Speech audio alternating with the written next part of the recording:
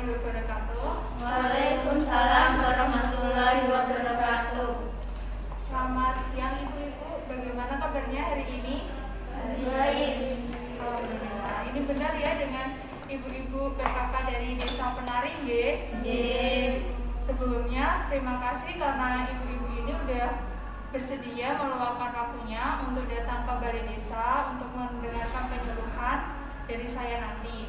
Sebelumnya perkenalkan, nama saya Ika Amalina Putri, saya dari Universitas Muhammadiyah Kudus. Dan di sini nanti saya akan menyampaikan materi mengenai kekerasan fisik pada anak. Ibu-ibu pasti sudah tidak asing lagi ya dengan kata-kata kekerasan fisik pada anak ini ya. Iya.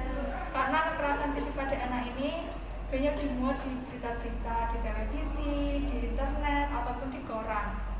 Ibu-ibu di sini rata-rata sudah punya anak semua gitu? Sudah. Kira-kira usianya berapa, Bu? 3 tahun. 3 tahun. Ibunya 5 tahun. 2 tahun. 2 tahun. Masih anak-anak ya, Bu? Masih kecil-kecil ya? Menurut ibu punya gambaran tidak mengenai kekerasan fisik pada anak? Contohnya, ada yang tahu? Bentuk kekerasan fisik gitu. Iya, benar. Ya, itu juga salah satu contohnya. Nanti saya akan menyampaikan materi ini sekitar 15-20 menit. Saya mohon perhatiannya dulu dari ibu-ibu. Ibu-ibu sudah siap ya? Kita mulai saja materinya mengenai kekerasan fisik pada anak. Nah, ini ada pengertian atau definisi dari kekerasan fisik pada anak. Kekerasan fisik pada anak sendiri itu adalah kekerasan yang melibatkan anggota tubuh si anak untuk menimbulkan rasa sakit, cedera pada fisik, atau kerusakan pada fisik. Nah, ini ada contoh-contohnya, Bu, seperti meninju, memukul, menendang, ada juga yang mendorong, ini menampar juga salah satu contoh dari kekerasan fisik pada anak. Terus kemudian sengaja membuat anak tersedak, misalnya memberikan makan pada anak secara berlebih sampai anaknya tersedak, itu juga salah satu bentuk kekerasan fisik. Di sini sudah bisa dipahami? Ya, sudah. Kita lanjut ya, Bu. Kemudian ini ada bentuk-bentuk kekerasan fisik. Di sini bentuk-bentuknya ada 5 bentuk. Yang pertama ada intimidasi. Intimidasi ini perundungan dengan ancaman. Kemudian ada isolasi.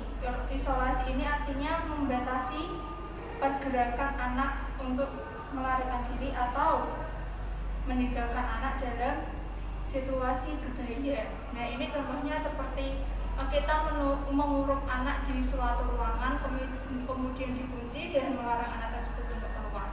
Seperti itu, nggih. Kemudian ada pengendalian.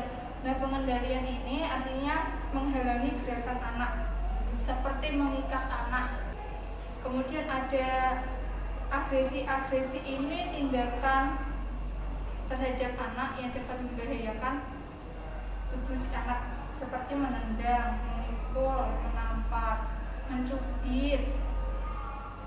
Kemudian ada perilaku membahayakan, seperti ancaman yang dilakukan dengan agresi. Jadi selain melakukan tindakan kekerasan seperti memukul, mencubit, kita juga disertai dengan ancaman. Misalnya waktu anak belajar gak bisa, terus kita cubit, terus kita bilang, kamu tuh harus bisa, kalau enggak saya kasih makan. Itu contohnya ancaman. Tanda-tanda anak mengalami kekerasan fisik. Nah, kalau kita melihat tanda-tanda ini di tubuh anak, hati-hati kalau anak ibu-ibu ini sudah mengalami kekerasan fisik. Kekerasan fisik ini bisa dilakukan oleh orang tua sendiri, keluarga sendiri, ataupun oleh orang lain, Ibu. Ini ada tanda-tandanya. Yang pertama, adanya cedera pasti ya, seperti memar, luka bakar, bekas gigitan, cedera pada perut atau kepala yang kita sendiri nggak tahu penyebabnya apa. Anak nggak bilang jatuh, anak nggak bilang kenapa-napa, tiba-tiba sudah ada bekas luka.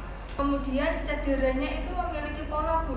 Misalnya dari satu luka bakar atau bekas luka tangan itu lebih dari satu. Jadi ada bekas luka di bagian tubuh anak yang lebih dari satu. Hati-hati ya. Kemudian anak ini menangis atau trauma saat dibawa pada suatu tempat tertentu. Misalnya anak itu mengalami kekerasan di belakang sekolah. Nah, suatu saat kita mengajak anak itu ke belakang sekolah itu, Bu. Anaknya ketakutan, menangis, gak mau ke sana. Pasti ada penyebabnya kan. Kemudian anak takut terhadap individu tertentu. Misalnya anak ini udah pernah dilukai oleh seseorang, pasti kan dia takut kalau bertemu orang itu lagi.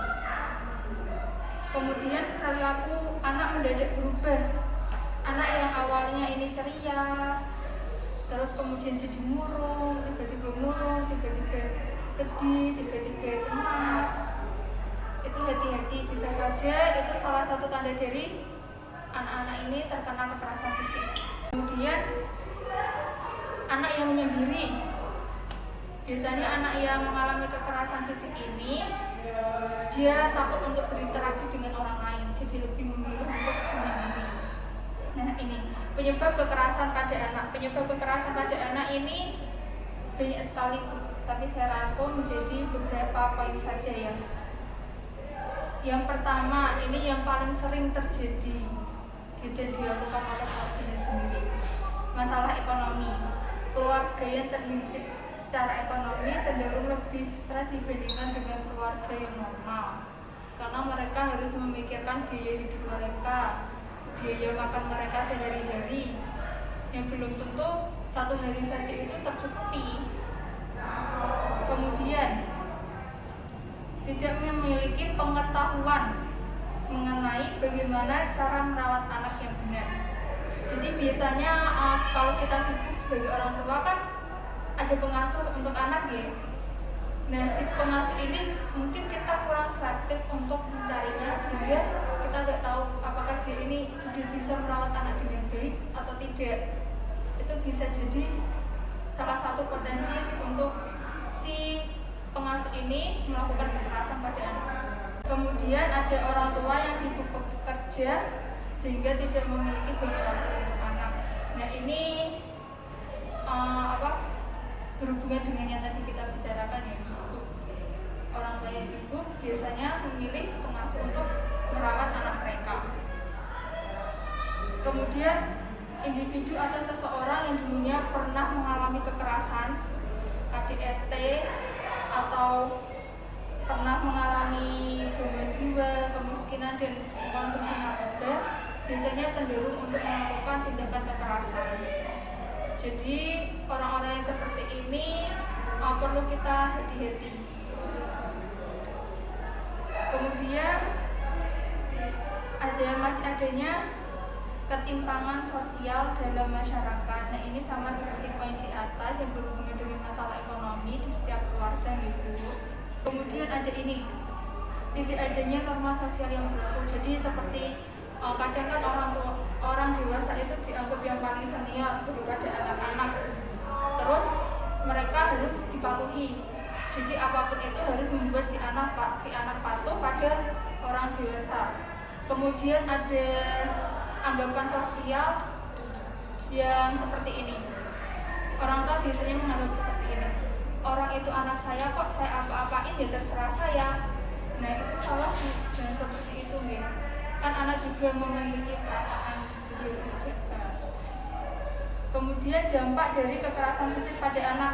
Poin yang utama untuk masalah ini, untuk dampaknya itu pasti timbulnya rasa sakit, bekas-bekas luka pada tubuh anak, cedera pada anak, bisa saja sampai mengalami kecacatan pada anak. Kan tubuh anak masih rentan, masih lemah dia. Disakitin sedikit kan pasti ada luka, meninggalkan luka. Kemudian anak ini juga berpotensi melakukan perilaku kekerasan pada orang lain karena dia berpikir, orang dewasanya benar kok melakukan kekerasan, boleh kok, kenapa saya tidak boleh? Pasti seperti itu nanti pikirannya ya. Mengalami trauma dan ketakutan, pasti trauma karena pernah disakiti orang lain. Kemudian ada sulit mempercayai orang lain.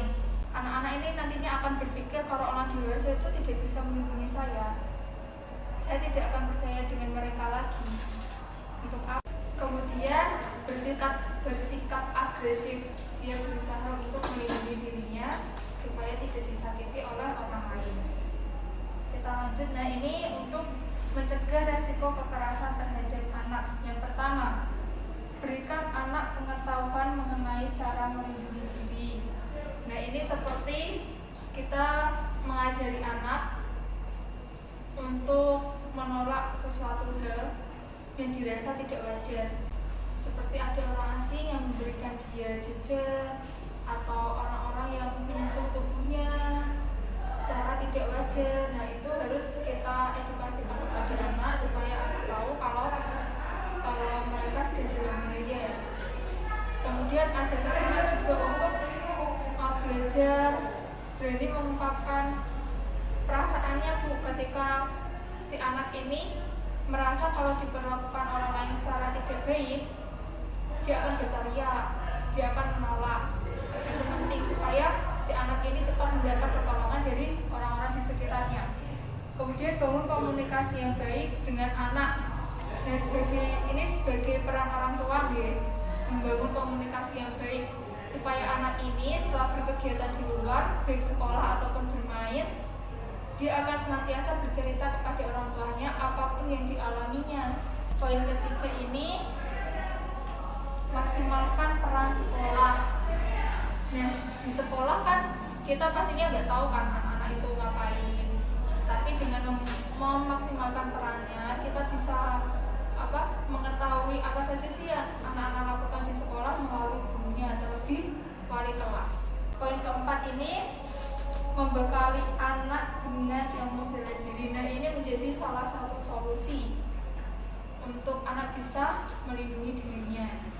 Tapi dengan catatan orang tua juga harus memberi pemahaman kalau ilmu bela diri itu bukan untuk menyakiti orang lain. Dan yang terakhir, segera laporkan kepada pihak berwajib. Ini seperti polisi supaya pelaku kekerasan fisik pada anak ini segera ditangani, ditindaklanjuti, dan kasus seperti itu, kejadian seperti itu tidak terjadi lagi.